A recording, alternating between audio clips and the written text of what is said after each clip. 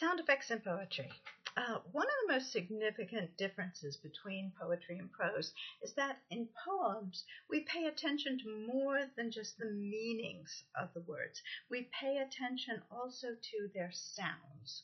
Poets choose words for sound as well as meaning to create beautiful and memorable lines, lines that will echo in our minds for days, weeks, even years. The most obvious kind of sound effect that poets use is rhyme. And the most common kind of rhyme is end rhyme. So here's the first stanza of I Wandered Lonely as a Cloud by William Wordsworth. I wandered lonely as a cloud that floats on high o'er vales and hills, when all at once I saw a crowd, a host of golden daffodils, beside the lake beneath the trees, fluttering and dancing in the breeze. We can label these rhymes. So cloud rhymes with crowd, hills rhymes with daffodils, trees rhymes with breeze, right? But to create a rhyme scheme, we actually label these rhymes. So the first rhyme, the first rhyming sound is represented by the letter A, cloud and crowd. The second rhyming sound is represented by the letter B, hills, daffodils. And the third sound is represented by C, trees, breeze, and so on, right? As many letters as we need. I've never gotten to 26. I don't know what to do after that. Maybe double them. Okay, so what we've got here is the material for the rhyme scheme. The rhyme scheme of this stanza of this poem would be A, B, A, B, C, C. Now, all the rhymes in Wordsworth poem are perfect rhymes. Cloud, crowd, hills, daffodils, trees, breeze. But perfect rhymes aren't the only kinds of rhymes. We distinguish between perfect rhyme and approximate rhyme or slant rhyme. Here's the first stanza of Keats's St. Agnes Eve. St. Agnes Eve, a bitter chill it was. The owl, for all his feathers, was a cold. The hare limped, trembling, through the frozen grass, and silent was the flock in woolly fold. Numb were the beadsman's fingers, while he told his rosary, and while his frosted breath, like pious incense from a censer old, seemed taking flight for heaven without a death, past the sweet Virgin's picture, while his prayer he saith.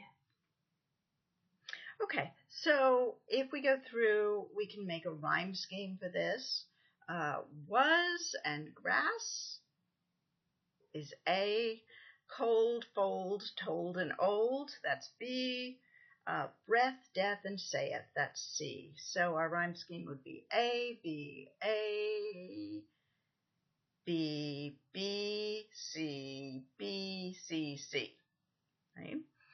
But it uses two approximate rhymes, was and grass, not really a rhyme. Death and saith, again, similar sounds, not really a rhyme. That's what we call approximate rhyme or slant rhyme. Internal rhyme doesn't come at the end of a line, it comes inside the line. Right? So here's an example from the last two lines of William Blake's poem, The Garden of Love.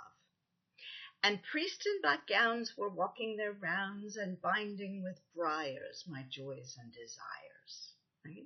So here, gowns rhymes with rounds, briars with desires. That's internal rhyme. Another familiar sound effect is alliteration, which is the repetition of initial consonant sounds.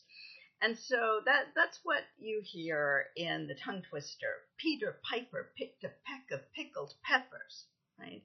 That's alliteration. Here are some examples from the poems we've already read. In Wordsworth's poem, Beside the Lake, Beneath the Trees, we've got the B sound repeated.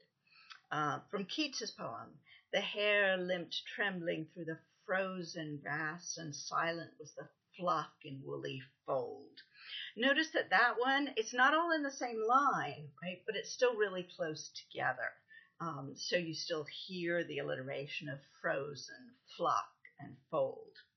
And then, of course, in the Blake, binding with briars. Much more effective than if you just use binding with vines, say.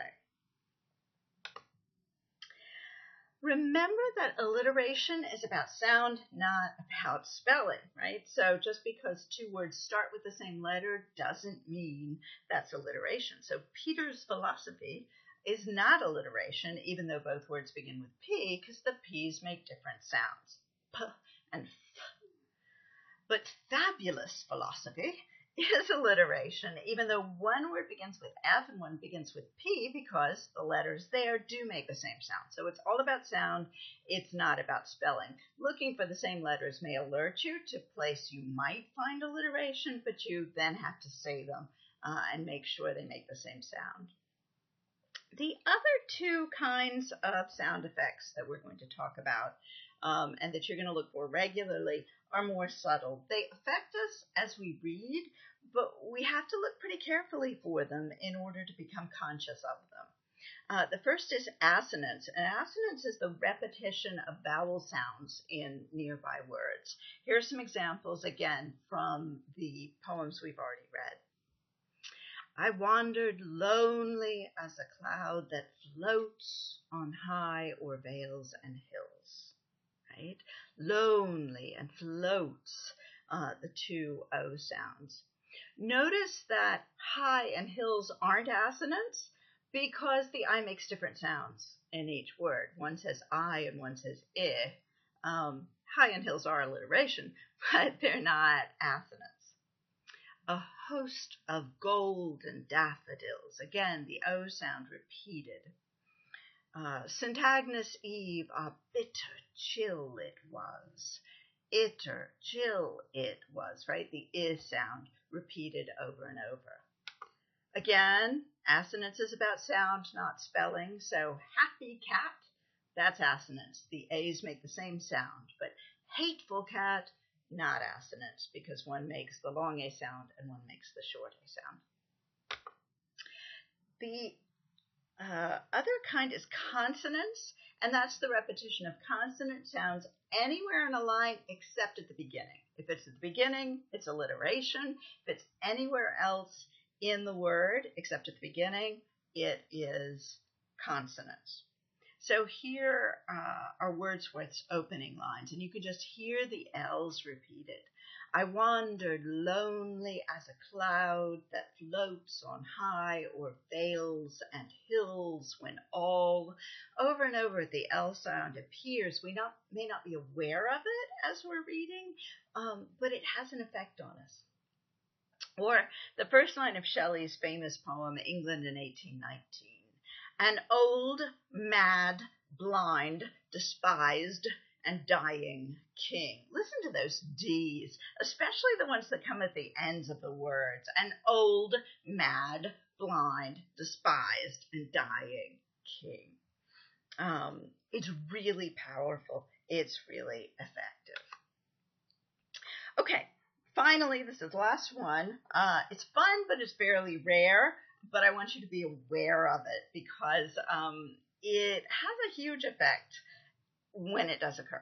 So onomatopoeia occurs when a word means a particular sound, but also mimics that sound. For example, boom, right? When we say boom, we mean the sound made by an explosion. Suddenly there was a huge boom, right? But it also mimics the sound made by the explosion. Tweet is the sound we use to represent, the word we use to represent the sounds that birds make, but it also sounds like the sounds that birds make, tweet and Twitter. Hiss is a great one, hiss. It means the sound that a snake makes, or sometimes that a human being who's very angry makes, but it also mimics that sound, that hiss. Mm-hmm. So this is this is our last slide. This is just a summary so you can review very quickly the 5 kinds of sound effect that we studied. Rhyme, both end rhyme and internal rhyme. Alliteration, the repetition of initial consonant sounds, binding with briars. Assonance, the repetition of vowel sounds. Host of golden. Consonance, the repetition of consonant sounds anywhere except at the beginning of the word. Old, mad, blind, despised. And finally, onomatopoeia, a word that means and mimics a particular sound. Boom.